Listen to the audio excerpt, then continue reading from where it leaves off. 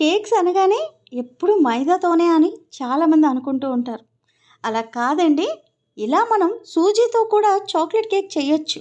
అది ఏ విధంగా అన్నది ఇక్కడ చూసేయండి. ఇలా అరకప్పు పెరుగుని తీసుకోండి. దాంట్లో షుగర్ పౌడర్ని యాడ్ చేసి బాగా కలపండి.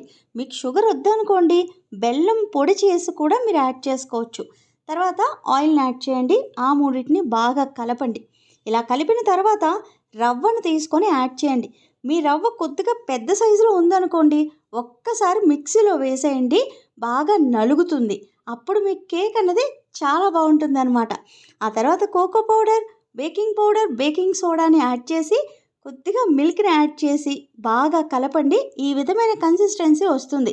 ఆ తర్వాత 6 ఇంచ్ ఉన్న టిన్నుని తీసుకొని దాంట్లో బ్యాటర్ అంతా వేసేసుకోండి.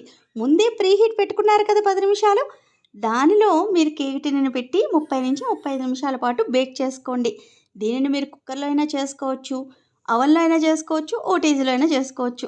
ఒకవేళ మీరు అవన్లో చేసుకోవాలనుకుంటే 180 డిగ్రీల దగ్గర 10 నిమిషాల పాటు ప్రీ హీట్ పెట్టుకోండి.